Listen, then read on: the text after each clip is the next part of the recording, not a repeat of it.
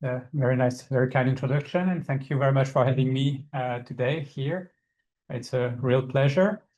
So I will talk about foundation models in remote sensing. So I'm not sure how many of you are familiar with remote sensing and or AI. I guess a little bit of both, most of you.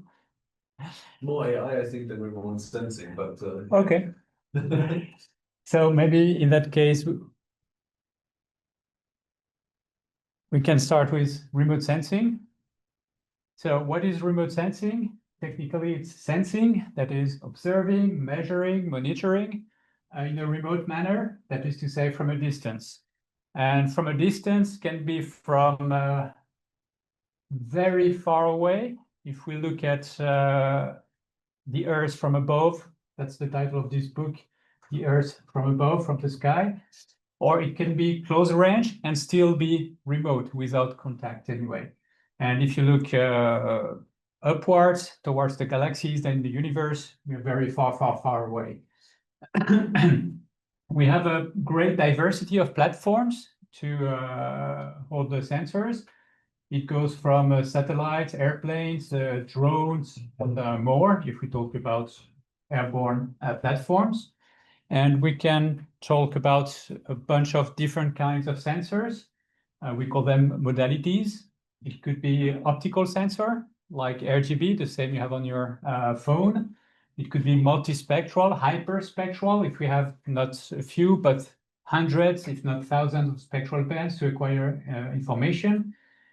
These two are passive sensor, so we need the light of the sun to illuminate the objects. Or it could be active sensing modalities like radar or LiDAR, or even more like thermal bands or whatever. With remote sensing, the data are characterized by different resolutions. It can be the spatial resolution, roughly speaking, the size of a pixel on the ground. The spectral resolution, I already mentioned hyperspectral, 200 spectral bands, or RGB, 3. It could be the temporal resolution in terms of how frequently does your platform revisit your site of interest. So with some satellites, we can have like a 3 or 5 days revisit time for some standard ESA missions. Could be more frequent with constellations of satellites. You can have daily coverage of some specific sites, or less frequent. Of course, the advantage is to have a large spatial coverage at low cost, that is relatively speaking. Okay, if you launch a satellite, it's very costly, but once it's in operation, you can get access to data basically for very small fee. It can be very agile, especially in the case of drones. And in between, you have airborne platforms who are a little bit expensive to operate, but still you can do it the way you like. But really, drones are very super agile. It all started many years ago. You have here the French pioneer in photography, Nadar. And as soon as he set up the technique to take pictures, he had this funny idea to go on a balloon and take pictures from above. And that is the very first airborne picture from a urban area. It was back in 1858. Not such a long time afterwards, we got the first satellites. So if you think about it, that's a little bit more than 100 years after Nadar. But think of it, you start from basic prototypes, you put in an air balloon, and a little bit than 100 years later, we are able to launch satellites. If you think of the technological gap, it's unbelievable. You have here the spatial resolution. The first Landsat was with a spatial resolution of 80 meters. It's quite coarse. Okay, if you just look outside and imagine a square of 80 meters by 80 meters, you have quite a lot of different materials within this one single pixel. And then we have the Landsat family. Soon afterwards with very high resolution data, and you see resolution drop from 80 meters down to less than 1 meter in just a few decades. We have here the evolution of the spatial resolution and the years. And in blue, you have the military sensors. And in pink, the civilian sensors. Of course, we see the same trend with the spatial resolution decreasing from 80 meters, 10 meter, less than 1 meter for the latest missions. We're right here these days. And if you think about it, 2020, we are exactly where the military was in the 60s. Okay. I don't know how further down they went, probably not so much because it's useless at some point, but probably we have a convergence here. I have a funny story about this. I was once approached by an American company, the one who started QuickBird. The company was is now called Maxar. It was never mind for the previous name. And they contacted me and say, hey, can you provide an objective evaluation of our products because we want to compare with the French sensors? I said, yes, why not? And it turns out that their satellites, they degrade the data before making them public. On the other hand, the French mission at some point was upsampling their data with what we call punch sharpening to numerically artificially increase the resolution of the data before making them public. So in theory, they both had the same resolution, but one was numerically upsampled, while the other one was artificially downsampled because the US Army would not let them distribute their data openly. Anyway, a good way to make enemies if you do this kind of studies. I have listed from Wikipedia the list of active government satellite missions. So you see all the major space agencies, JAXA in Japan, Algeria, Brazil, NASA, of course, Pakistan. I didn't know they had a satellite. And with the purpose. So for instance, here we have a satellite focused on the Upper Atmosphere Research Commission, and so on and so forth. And it turns out we have really a lot of different satellites. And we have, as I said, radar data, we have meteorological data, and so on. So we have really a lot, really a lot. Oh, here, favorite ones. From the European Space Agencies, the Sentinel mission, Sentinel-1 radar, Sentinel-2 optical data, and they are like 10 meters resolution on the ground, but the data are available for free to everyone, so it's very convenient. So really, really SWOT, that's the European American mission focused on the oceans and rivers and this kind of things. Pandemics, German mission with 2 radar following each other. Anyway, really a lot of satellites in operation as we speak. Okay, so you can just imagine the amount of data that are required every single day. And on top of that, we have commercial operators like the Planet satellites. They do remote sensing and they sell the data. They sell, or they might sell not the data themselves, but also products. And sometimes it's sometimes you wish you could access the data, but they would not sell them. Okay, so here is a nice Landsat view of an airport in Germany. And this is back in the days, you know, 70s, 80s, early 90s, where we're like, wow, crazy, we can see an airport here. And we can see the fields and we can see the main roads. And probably here we can see a small village, small houses. It was already something, you know. But that was really a coarse spatial resolution. Then we had the first satellite, which was referred to as having a very high spatial resolution, Iconos, with a view of Reykjavik in Iceland. And that was dramatic change. You know, we can see not only the roads, but we can see the cars on the road, the individual cars on the parking lots. And we can see the small, large buildings, but also the small houses individually. And now this is how an airport looks like with very high resolution from QuickBird, including the multi-spectral diversity, which we were initially lacking. That's only black and white. That's the panchromatic view.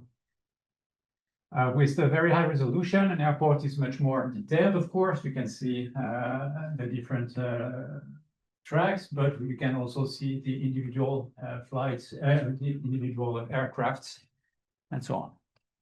So basically, with very high resolution, this is what we can be seen from the satellite. Resolution less than 1 meter. So you can see the soccer field here. I don't know if this is Chelsea beating PSG in the final last weekend, but anyway, we can see not only the individual houses, but we can see the different sides of the roof. And I will show just some example of why this can be useful in a minute.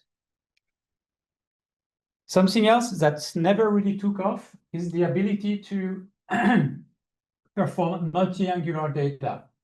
I'm just going back and forth. So your satellite focuses on one point and then will move as the satellite moves forward, acquiring the same scene with multiple angles of view. If this is completely flat, of course, it doesn't change a thing. But if you look at the skyscraper here, we see them from different angles, and we can do a lot of things. So, for instance, it's the same area with multiple angles of view. Look at this building, for instance. It's a skyscraper with an oval shape on top, seen from one side, roughly from above, and then seen from the other side.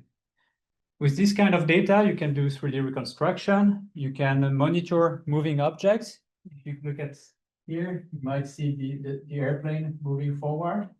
Okay. It will appear again in 1 second.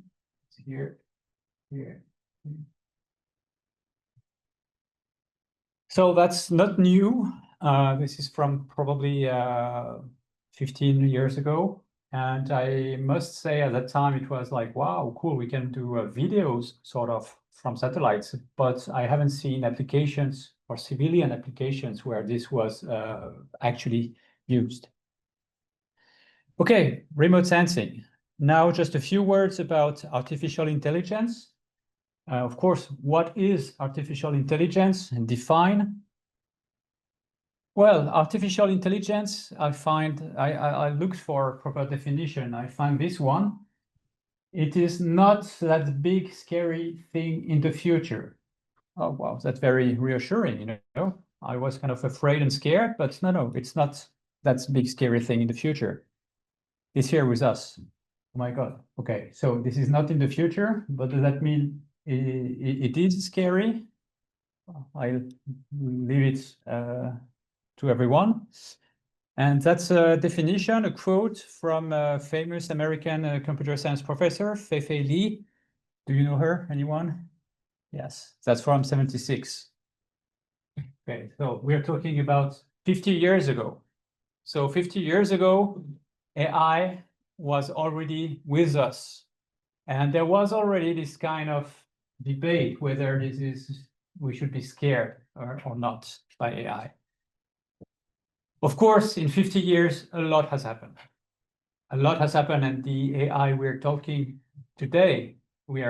today has very little in common with what was happening 50 years ago. But, you know, I like to put this in perspective anyway. So artificial intelligence could be defined as programs with the ability to learn and reason like humans. And there is a subpart called machine learning. So basically, we will learn without being explicitly programmed. Usually, this boils down to statistics. And within machine learning, we have deep learning, which is probably what people understand today when we say AI, that AI equals deep learning. Even so, it's just a subset. So the general idea, as you probably know this perfectly well. So the idea is to have a learning database, you have a model, and then you use the learning database to train your model, that is to say, to learn to learn and to train and to set all the parameters of your model. And once your model is complete, you can use and apply it on unknown data and eventually make a decision. The model we are talking about here is just this, so deep neural network. Each unit will be characterized by some mathematical operations, a number of parameters, and after you have chosen your architecture, you will need to set optimally your parameters. Optimal, that's the key word. Anything optimal, okay, define in what sense. So define the loss and then tell me how to optimize this. So it does not boil down to statistics, it boils down to optimization problems. Okay, inputs can be anything, outputs can be anything. And okay, I assume you're completely familiar with those notions here. I just present you very quickly some examples about how artificial intelligence is used in remote sensing. And first of all, I focused on urban areas, to pay tribute to Nadar, who was interested in urban areas, seen from above. I have this recent paper from last year, I believe, about measuring urban quality of life. And the case study in Mashhad city. Anyone from Iran? Yes, do you know Mashhad? Yeah. Okay, so you can tell us about the results. Okay. I picked this paper on purpose because it is not using a deep neural network. Okay, it is using remote sensing data, satellite images. It's also using other data, GIS data. And from the remote sensing data, we have the Landsat images and the Sentinel-5P for the detection of NOx and SO2 in the atmosphere. So basically to monitor air quality. From the images, we can derive a DEM, digital elevation model. So that's the 3D structure of the ground. NDVI, normalized vegetation index. What is the discrete difference, normalized difference vegetation index? Thank you. And so on. So based on all of these, based on external information, such as the presence of health centers, educational centers, public transportation, demographic information, flood channel, is your area prone to being flooded or not? All of these goes into a very simple subprojector machine. Okay. And then you can derive some index and provide some maps like this one. So the first one is about air pollutants. So you don't want to be in the red area. Second one is access. So as you can say, access is easy when you are close to the larger roads. Per capita urban land use, natural environment, natural hazard. So that would be the flood part in that case. So with all of this, you can decide where you want to live when you visit Mashhad finally. Another example, still with urban areas, the identification of the potential for roof greening using remote sensing and deep learning. Roof greening is useful to fight or to tackle the problem of urban heat islands. With climate change, maybe you're not that severely impacted here, but where I live in France, in Grenoble, we definitely can feel this. It's getting very, very warm in the summer, especially in urban areas. And if you look at the data, if you just move a little bit, like 3 kilometers away from the city, temperatures drop by 5 degrees, which makes the whole difference between something you can live with or something you cannot live with. So to fight this phenomenon, urban heat island, one way is to put vegetation wherever you can, and the rooftops are a good candidate for this. Obviously, you cannot put vegetation on any kind of rooftops. Okay, if you have a slope that is too steep, that won't work. So with a very simple, in this case, deep learning approach, you can identify the building footprints. Okay, so you recognize all the buildings in one image, and then you can easily identify which ones are eligible for roof greening, obviously with a flat roof like those ones, and this one with not flat roof will not be a good candidate.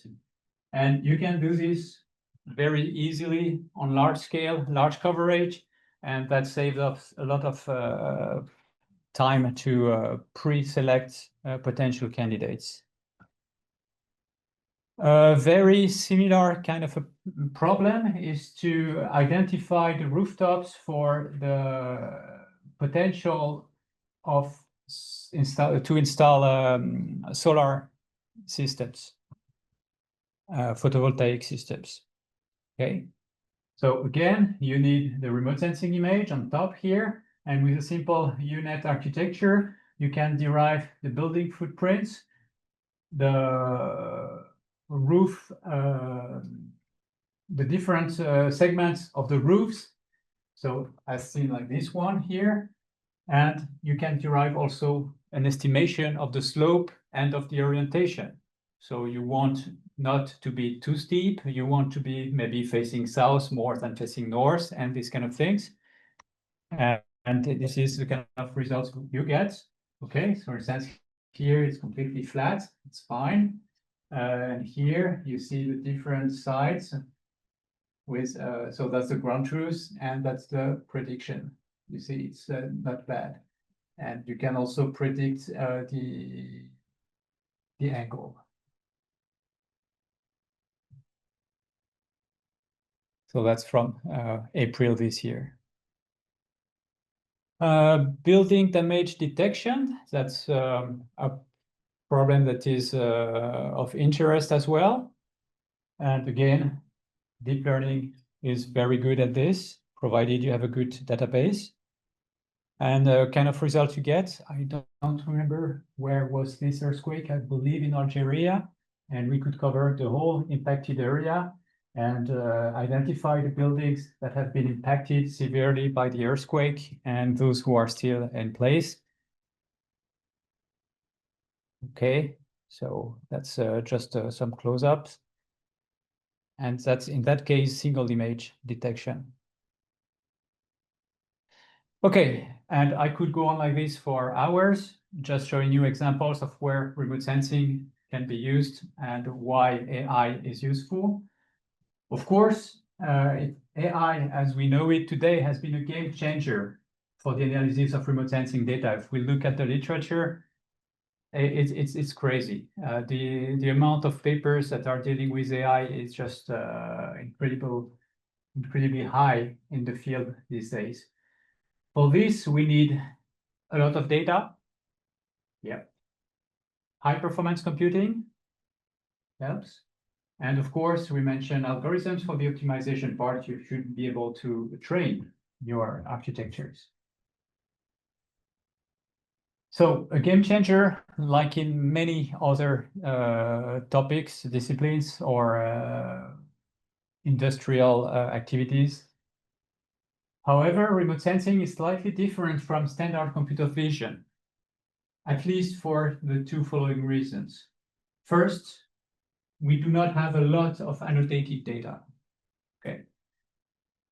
If you upload one picture on Facebook with the comments, your picture will be processed by Facebook, by Meta. Okay, and it will just be used to further train the model. And every day, we have billions of pictures that are uploaded on this social media. Every day. Billions of pictures with annotation. Could be not so reliable, could be reliable, but all in all, with the number, it works. So eventually, it's easy to know what is a cat and what is a dog. Okay. Remote sensing, we do not have this kind of data. We have a lot of data. Just remember the list of all the satellites in operation, but very few annotations. The consequence of this is the importance of self-supervised techniques or few-shot learning in remote sensing, and it's really taking off these days. Another difference, the observations made by remote sensing, there are physical quantities. Okay, so if we think, for instance, of an application like imprinting or, well, deepfakes, in computer vision, you're just interested, in many cases, you're just interested in getting a realistic result, good-looking result, something that will please the eye, that will work, that will do the job. In remote sensing, we are not interested in good-looking images. We're interested in data that are measuring the physics of what's going on the ground. And that really highlights the importance of the interplay between physics and AI. So I mentioned interplay and purpose here. It doesn't go just one way. It could be physics-driven AI, or it could be AI helping out the physical modeling. It really works both ways. We can have this discussion later if you want. So a lot of data, high performance computing, algorithm optimizations, that's in red here, okay. So I just took a look at recent literature. So a few recent papers published in the IEEE Transactions on Geoscience and Remote Sensing. Okay. You've probably heard about the famous DASnet, Dual Attention Fully Convolutional Siamese Network for change detection in high-resolution satellite.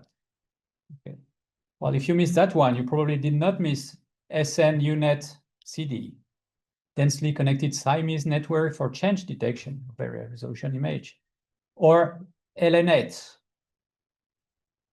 or TEMD-net, or semi-CD net, or SCAT-net, or maybe MAP-net, okay? Multiple attending path neural network for building footprint extraction from remote sense imagery. Or SwimSUNet, or DLA MatchNet, few-shot remote sensing image thing classification, or DABNet. Was it already in the first part? Okay. SSRNet, TransUNet CD, BOCnet, F3net, EMINet, BDD. Okay, I can continue forever. Not everything is net, of course not. Okay, we do have S-transfuse, fusing swim transformer with convolutional neural network for remote sensing image semantic segmentation, or extended vision transformer, XVIT, or PSGAN. Okay, very original. So anyway, you got the big picture here. I can tell you the title of your next paper or my next paper. My next paper will be Jane or John Do Net, a great architecture for a critical application using specific remote sensing data.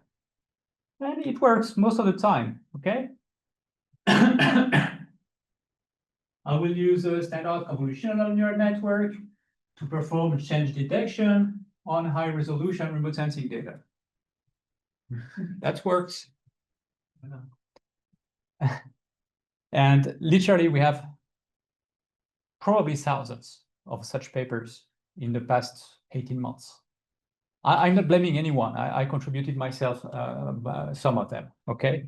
But still, we feel the need for something better, maybe something more general, because if you change something here, if you go from one architecture to another, everything falls down and you have to do everything from scratch again. Hey, a new paper. If you change the application, same thing. Or if you change the data, or even just the data sets, same thing. You have to redo everything again.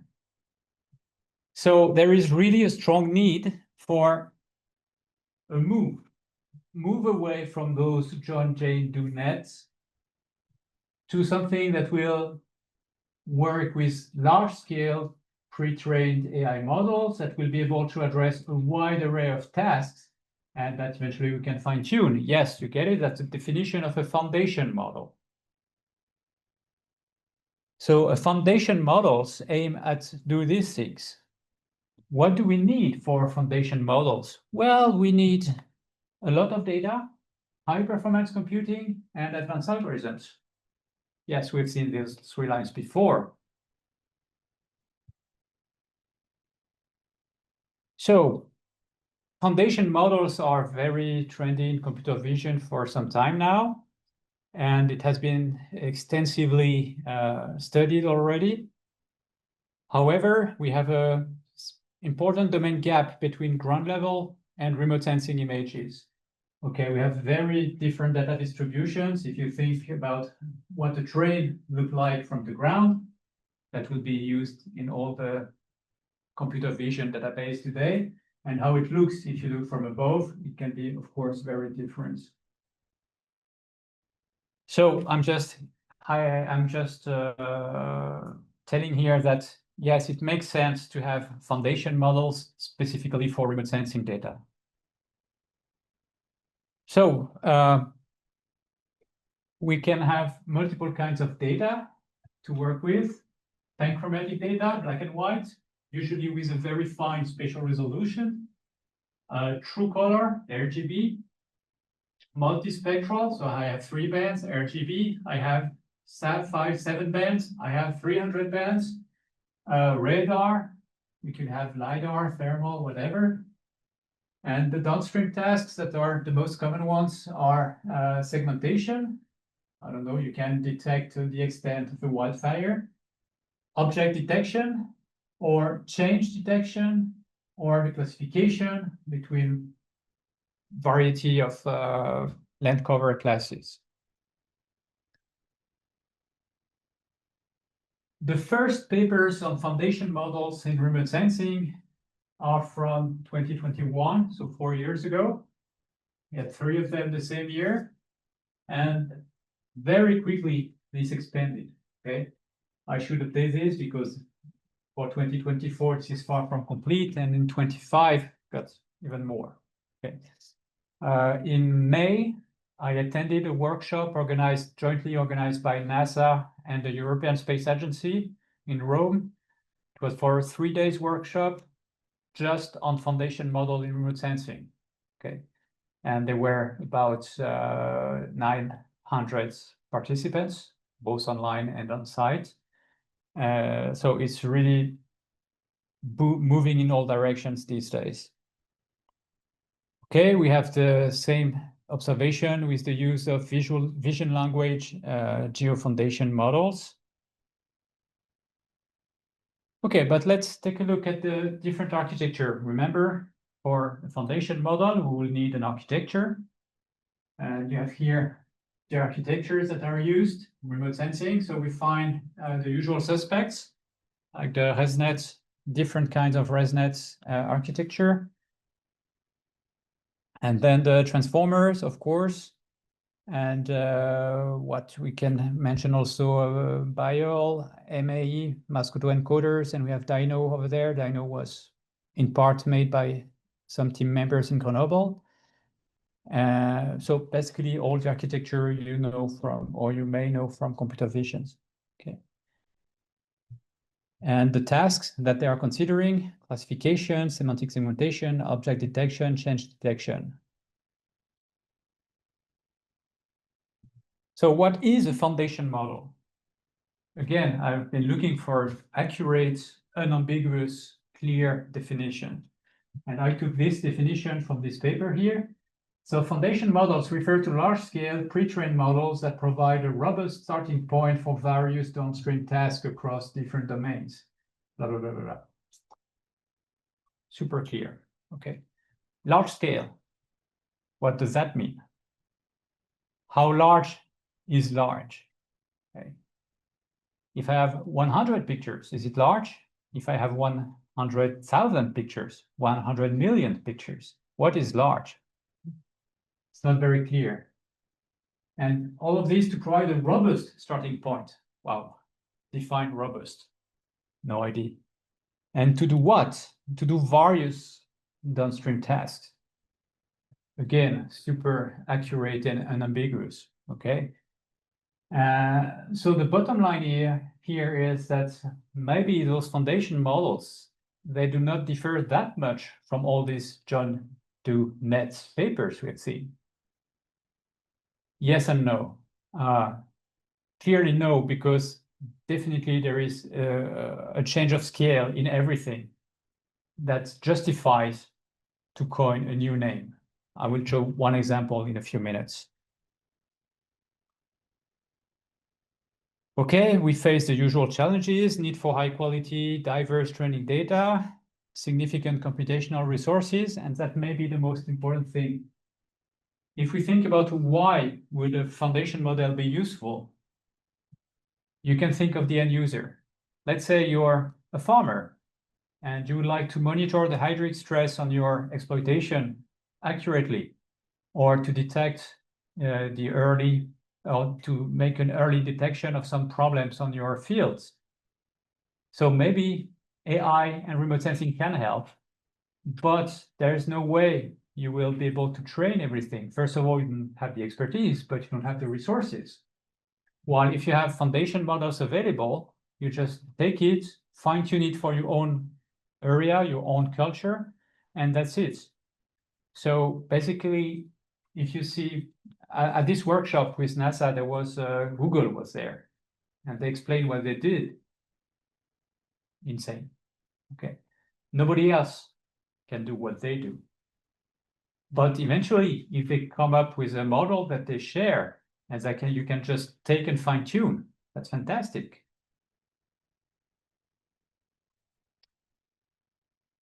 I already mentioned the need for self-supervised learning in remote sensing because of the lack of properly labeled large database.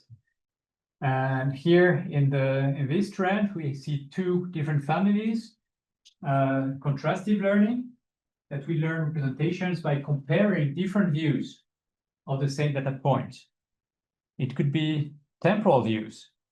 Okay, the satellite comes over the same scene twice or 3 or 4 times in a month. You take those pictures from the same scene and you say, these are the same thing. So you use your contrastive learning to say those pairs should be close. And you can easily take other areas and you say this pair should be far away. Or you can use data augmentation. Or we have predictive coding, where we learn to predict missing, that is to say, masked parts of the data from the observed parts. And in that case, it works also because in remote sensing data, we have a lot of spatial coherence. Okay. And for those self-supervised learning methods, we have, again, all the usual suspects that have been used or tried or investigated in the field of remote sensing, MOCO, SimClear, and so on. So the idea, you have a model that you will pre-train with a number of different pretext tasks, okay? And once you have trained your model, you will freeze that part, and you will just fine-tune the head of your model on your fine-tuning data sets for your specific application with some downstream tasks. So as we've seen already, the backbones could be standards, the ResNets, transformers and vision transformers.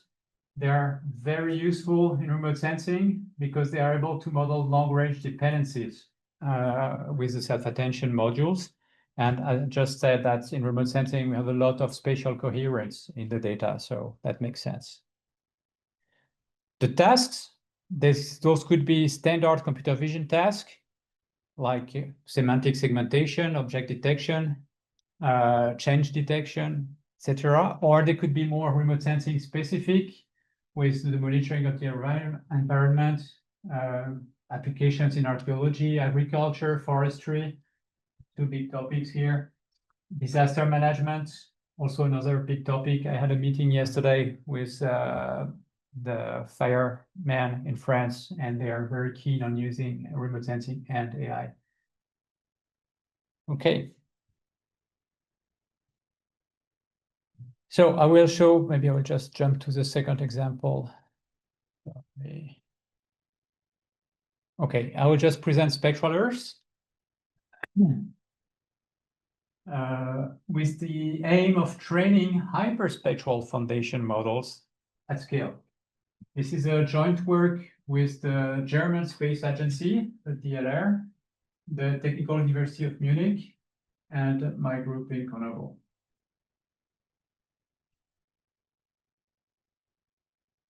Another illustration of the amount of data that is available these days.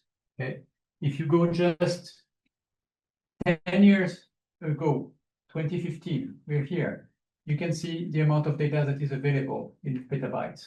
Okay, and if we go 10 years, that is to say 2025, you see where we stand. And the projection for the future, because of all those new missions that are being in operation right now, that are planned to come in operation soon, you see the amount of data is just becoming incredible. Still, we have rare labeled data because they are costly to obtain, tedious annotations. I had students, undergrad students doing internships, clicking. Well, it gives them an opportunity to really strengthen their willingness to achieve a master degree and not stick with the click.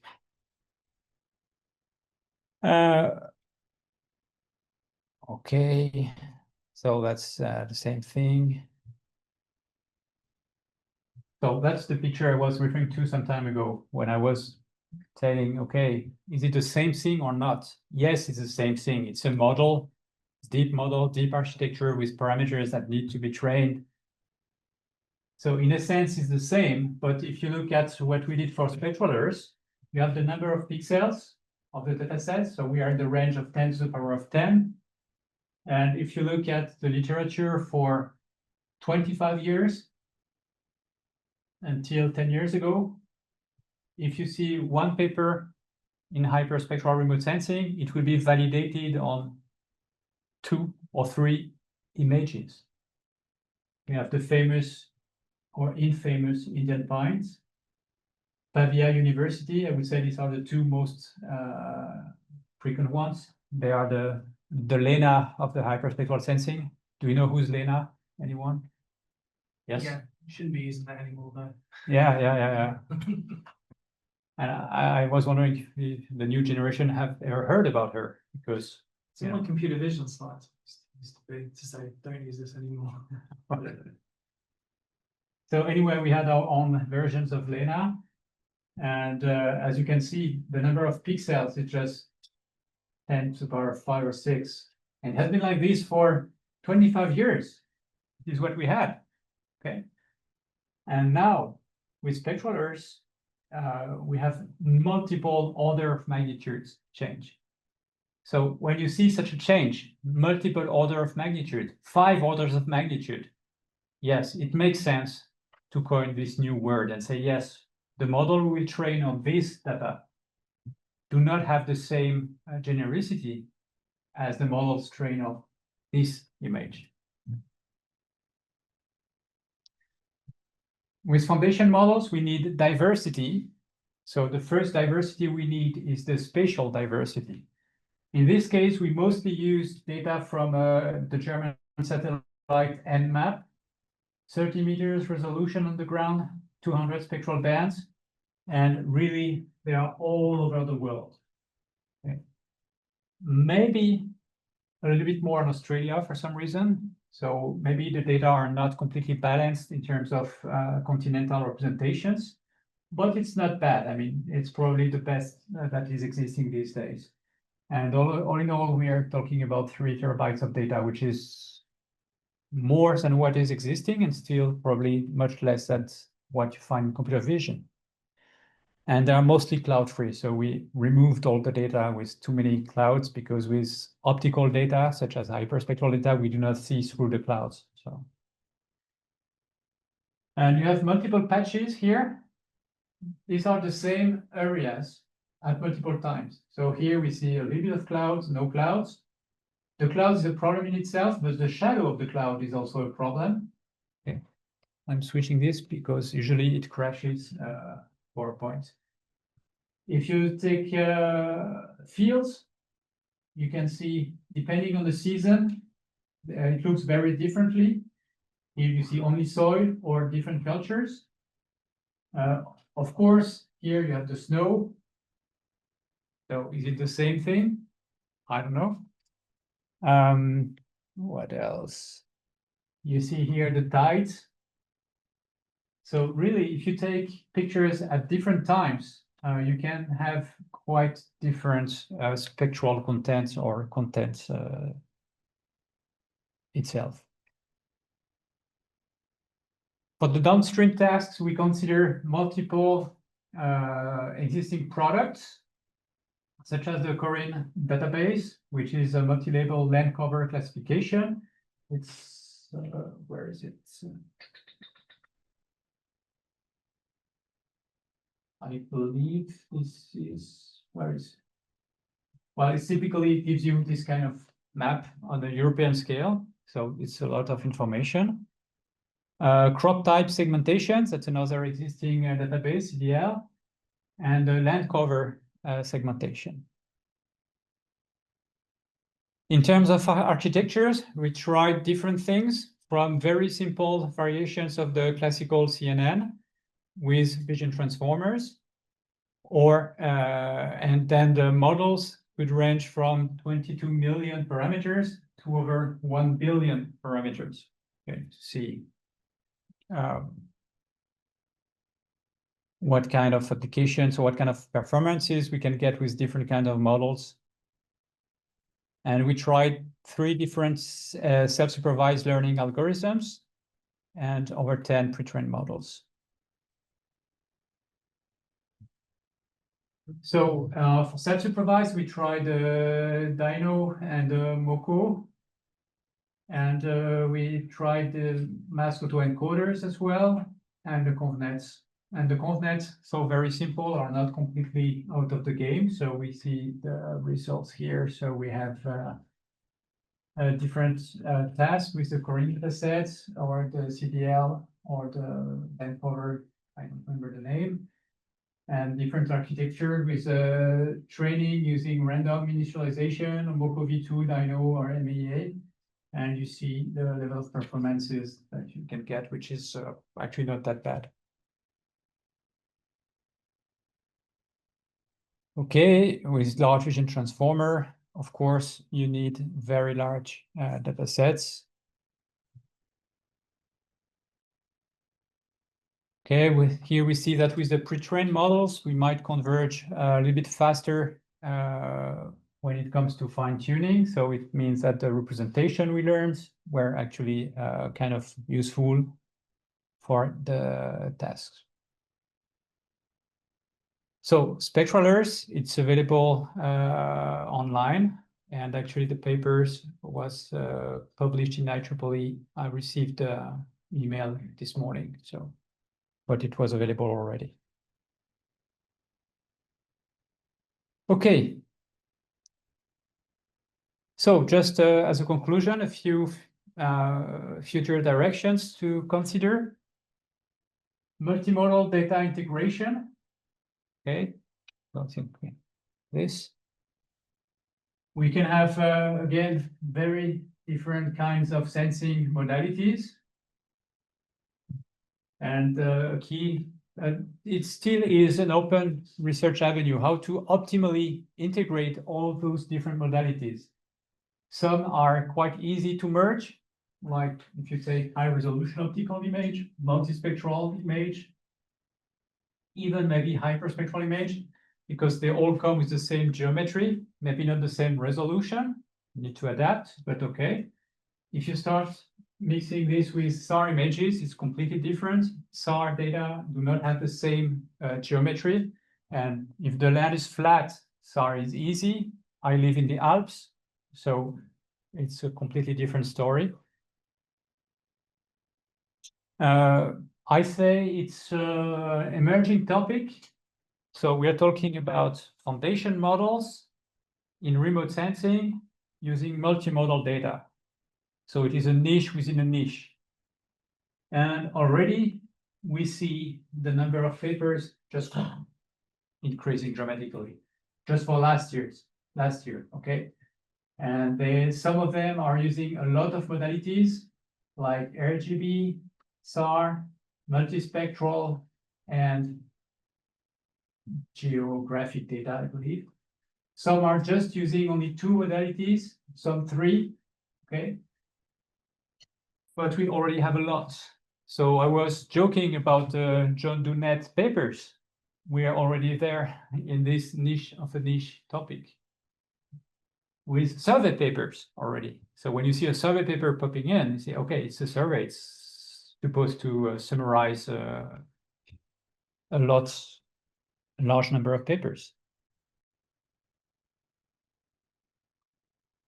Of course, I mentioned the physics. I mentioned that we are measuring real things.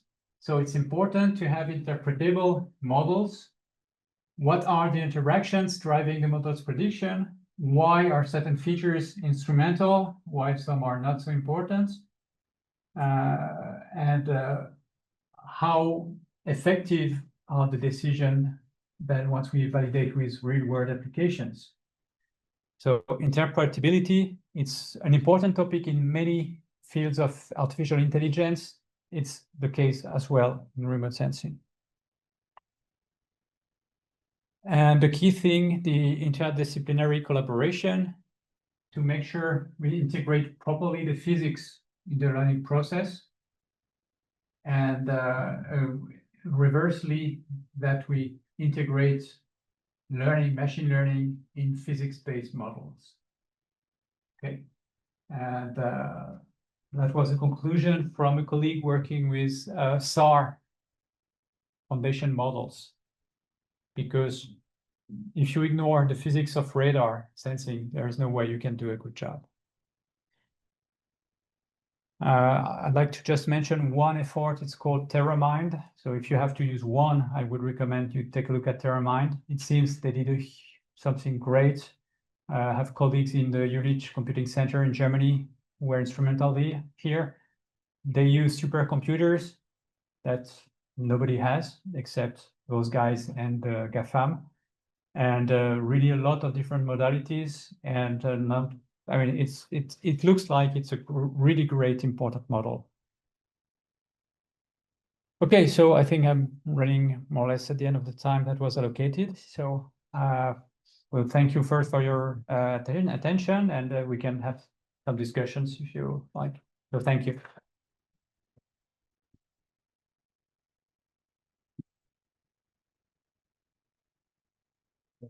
Questions? Yeah.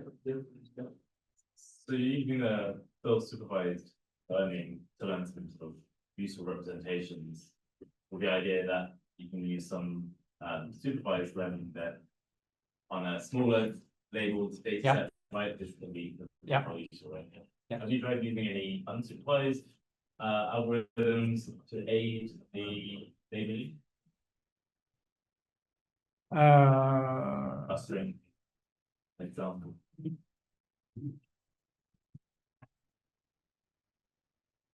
Can you say that again? Sorry. So yes, we use. Sorry, but before getting some sort of for undergrads to do some labeling for yes, having to use unsupervised algorithms to try and get a sense of what those labels might be or how many labels you might be needing to look at, so that just to aid the yes, you can. Probably I've seen some papers doing it. From my own work, no, because the self-supervised is really useful to find out good representation. Okay, and once you have them, then you move to your specific data set where you have a ground truth. And so you can go for the supervised way for the last mile.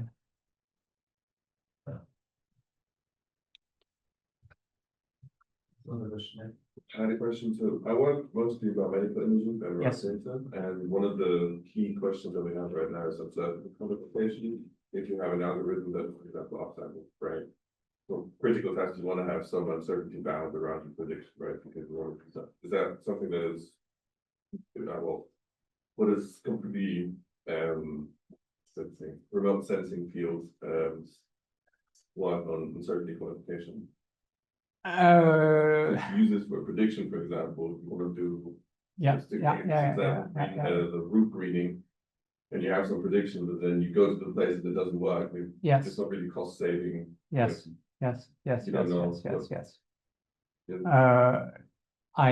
We just finished a paper wrapping up the conclusions of the workshop in NASA, and this point was just exactly one of the points.